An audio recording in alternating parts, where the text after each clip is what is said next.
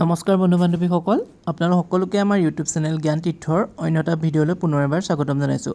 আপোনালোকে বহুতেই হয়তো BEd এণ্ট্ৰেন্স এক্সামৰ কাৰণে ফৰ্ম ফিল আপ কৰিছে, যিহেতুকে অসমৰ প্ৰায় গোটেইকেইখন ইউনিভাৰ্চিটিৰে BEd এণ্ট্ৰেন্স এক্সামৰ অনলাইন প্ৰক্ৰিয়া ইতিমধ্যে আৰম্ভ হৈ গ'ল আৰু পৰীক্ষাসমূহ আহি আছে। গতিকে আমি তাৰ BEd এণ্ট্ৰেন্স এক্সামৰ ওপৰত লক্ষ্য কৰিয়ে কেইখনমান মুক পেপাৰ প্ৰস্তুত কৰিছোঁ আৰু তাৰে এখন আজি মুক পেপাৰ ইয়াতে এনালাইচিছ কৰা হ'ব। টোটেল 6খন আপোনালোকৰ মুক পেপাৰ থাকিব, তাতে এখন ফ্ৰী থাকিব আৰু 5খন পেইড থাকিব। আৰু এতিয়া বিশেষ এটা অফাৰ চলি আছে, আপোনালোকে যদি বিচাৰে তেতিয়াহ'লে মুক পেপাৰসমূহ ল'ব পাৰে।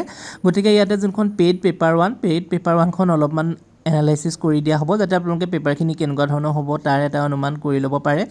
গতিকে ভিডিঅ'টো অলপ স্কিপ নকৰাকৈ শেষলৈকে চাই যাব। আশা কৰোঁ ভিডিঅ'টোৱে আপোনালোকৰ যথেষ্টখিনি উপকৃত হ'ব।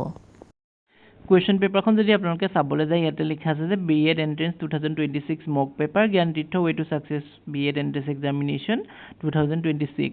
আৰু এইখন পেপাৰ 1, এইখন আপোনালোকৰ Dibrugarh university, Guwahati university, Tezpur university, Assam university, Bodoland university, লগতে শিৱসাগৰ ইউনিভাৰ্চিটি আৰু অন্য যিকোনো ইউনিভাৰ্চিটিৰ আণ্ডাৰত BEd এণ্ট্ৰেন্স এক্সামৰ উপযোগী হোৱাকৈ মক পেপাৰখিনি প্ৰস্তুত কৰা হৈছে। ইয়াতে আপোনালোকৰ ছাবজেক্ট ইনক্লুড থাকিব general English, general knowledge, numerical ability, reasoning, teaching aptitude.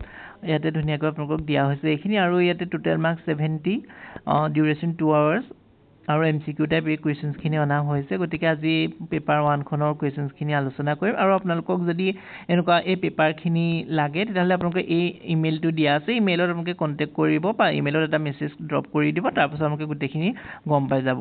আৰু আমাৰ যোনখন ফ্ৰী মক পেপাৰ হয় সেইখন আমাৰ জ্ঞান তীৰ্থৰ চেনেলৰ যোনটো অফিচিয়েল টেলিগ্ৰাম চেনেল হয়, তাতে আপোনালোকৰ ফ্ৰী মক পেপাৰখন ইতিমধ্যে দি থোৱা আছে। আপোনালোকে তাত গৈ ফ্ৰী মক পেপাৰখনো এবাৰ চেক কৰি চাই ল'ব পাৰিব। গতিকে আহক ইয়াতনো কি কি কুৱেশ্যন আছে সেইখিনি অলপ আলোচনা কৰোঁ।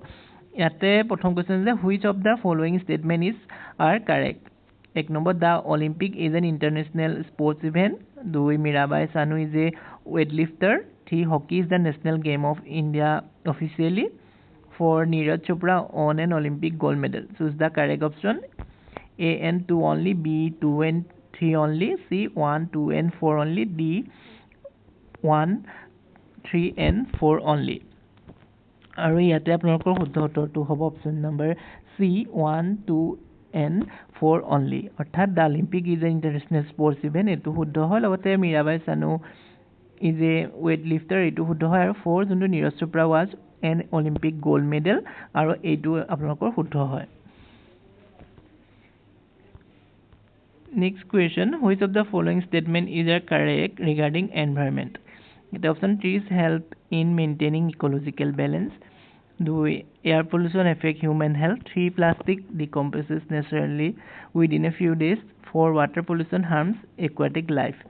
It's a option this is A 1 and 2 only, B 1, 2 and 4 only, C 2 and 3 only, D 1, 3 and 4 only. আৰু ইয়াতে আপোনালোকৰ শুদ্ধ উত্তৰটো হ'ব option number B 1, 2 and 4 only. Next, name of the gov scheme of India. ইয়াতে স্কিম আৰু implementation ইয়েৰটো দিয়া আছে, আপোনালোকক মেটচ কৰিব দিছে। ইয়াতে দিয়া আছে national education policy, PM Svanidhi Yojana, Ujjwala Yojana, soil health card scheme. এইখিনি আপোনালোকৰ কোনটো ইয়েৰত লঞ্চ হৈছিলে সেইসমূহ সুধিছে। আৰু ইয়াতে আপোনালোকৰ শুদ্ধ যোনটো উত্তৰটো হ'ব সেইটো হ'ব আপোনালোকৰ option number A 1, B 2, C 3, D 4। এইটো হ'ব আপোনালোকৰ শুদ্ধ উত্তৰ। Next question number 4, article of Indian কনষ্টিটিউশ্যনটো আপোনালোকক মিলাব দিছে। ইয়াত article 14, article 19, article 25, article 21A, এইখিনিনো কি কি ছাবজেক্ট ইয়াতে মিল থাকিব সেইটো দিছে। ইয়াতে দিছে freedom of religion, equality before law, freedom of speech, right to education. ইয়াতে মই ডাইৰেক্ট এনচাৰটো কৈ গৈছোঁ, গোটেইখিনি কৈ গ'লে আপোনালোকৰ ভিডিঅ'টো বহুত বেছি লেন্থি হৈ যাব আৰু চায়ো আপোনালোকে আমনি পাব পাৰে। গতিকে আপোনালোকে অপশ্যনখিনি ভালদৰে এবাৰ পঢ়ি ল'ব। মই ইয়াতে শুদ্ধ উত্তৰটো আপোনালোকক ডাইৰেক্টলি কৈ দিছোঁ। আৰু ইয়াতে শুদ্ধ উত্তৰটো হ'ব option number A। Option number A is the correct answer. Next, question 5, the Constitution of India came into force on. ইয়াতে অপশ্যন আছে A 15 August 1947, B 26 January 1950, C 2 October 1948, D 14 November 1949। আৰু ইয়াতে শুদ্ধ উত্তৰটো হ'ব আপোনালোকৰ option number B 26 January 1950।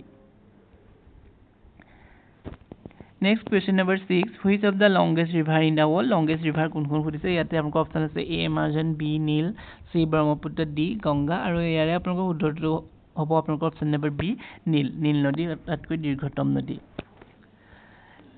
Question number 8, what is the normal body temperature of human? Option আছে A 35 degree, B 36 degree, C 37 degree Celsius, B 40 degree Celsius. আৰু ইয়াতে আপোনাক শুদ্ধটো হ'ব option number C 37 degree Celsius. Next question number 8, who gave the theory of relativity? Relativity theory to কোনে দিছিল বুলি কৈছে আৰু ইয়াতে অপচন দিছে A Newton, B Einstein, C Galileo, D Copernicus আৰু ইয়াতে আপোনাক শুদ্ধটো হ'ব option number B Einstein. Next question number 9, which gas is used in balloon? আৰু ইয়াতে অপচন দিছে oxygen, A, B nitrogen, C helium, D hydrogen আৰু ইয়াৰে শুদ্ধটো হ'ব option number C helium. Question number 10, the national flower of India is? National flower of India কি হয় সুধিছে ইয়াতে অপচন আছে A rose, B lotus, C sunflower, D lily আৰু ইয়াৰে শুদ্ধটো হ'ব আপোনালোকে সকলোৱে জানে lotus আপোনালোকে ভাবিব পাৰে এইখিনি ইমান ইজি কুৱেশ্যন আহিব জানো কিন্তু ইয়াৰে বহুতখিনি কুৱেশ্যন আগতে ৰিপিট হোৱা দেখা যায় কিয়নো মডাৰেট টাইপৰ কুৱেশ্যনো মাজতে বহুতখিনি সোমোৱাই দিব আপোনালোকৰ ইজি বুলি তেনেকুৱা কোনো নাথাকে আপোনালোকে গোটেইখিনি চাই যাব লাগিব গতিকে সৰু আপোনালোকৰ তথ্যবিলাক সৰু কুৱেশ্যনবিলাকো ইয়াতে আহি যায় গতিকে গোটেইখিনি আপোনালোকে নেগলেক্ট নকৰি গোটেইখিনি এফালৰ পৰা পঢ়ি যাব আপোনালোকৰ তাৰ পৰাই কুৱেশ্যন আহিব আৰু next question number 11 which is the fastest land animal?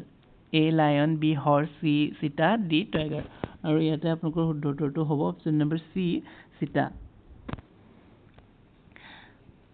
আৰু যদি আমি তললৈ চাবলৈ যাওঁ ইয়াতে এইখিনি জেনেৰেল নলেজৰ একচুৱেলি কুৱেশ্যন হয় আৰু তললৈ আমি গ'লে আমি ইয়াতে আপোনালোকৰ ইংলিছ সেকশ্যনটো দেখিবলৈ পাব লগতে যোনটো টিচিং এপ্টিটিউডৰ ওপৰতো কুৱেশ্যন আছে ইয়াতে টিচিং এপ্টিটিউডৰ কেইটামান কুৱেশ্যন মই আপোনালোকক কৈ দিব লৈছোঁ ইয়াতে question number 28 A teacher should encourage A rote learning, B creativity, C fear, D competition only আৰু ইয়াতে শুদ্ধটো হ'ব আপোনালোকৰ option number B creativity. Next question number 29, the best motivation for student is A reward, B punishment, C encouragement, D fear আৰু ইয়াৰে শুদ্ধটো হ'ব আপোনালোকৰ option number C encouragement. Next question number 30, which one is a teaching aid? এতে blackboard, duster, map, all of this আছে আৰু ইয়াৰে শুদ্ধটো হ'ব আপোনালোকৰ B option number all of this. Next lesson plan is helpful for A option number A student only, B teachers only, C both teachers and students, D principal only আৰু ইয়াৰে আপোনালোকৰ শুদ্ধটো হ'ব option number C both teachers and students. Next question number 32, which domain is related to emotion? আৰু ইয়াতে আপোনালোকৰ option দিছে A cognitive, B affective, C psychomotor, D moral আৰু ইয়াৰে আপোনালোকৰ শুদ্ধটো হ'ব option number B affective. Next question number 32, Bloom's taxonomy is related to option A teaching method, B educational objective, C discipline, D evaluation only আৰু ইয়াৰে আপোনালোকৰ শুদ্ধটো হৈ যাব option number B educational objectives. Next question number 34, the process of arranging learning experience is called A motivation, B curriculum, C discipline, D guidance আৰু ইয়াৰে আপোনালোকৰ শুদ্ধটো হ'ব option number B curriculum. Next question number 35, which is not a teaching method? Lecture, option number B discussion, C dictation, D project আৰু ইয়াৰে আপোনালোকৰ শুদ্ধটো হ'ব option number C dictation.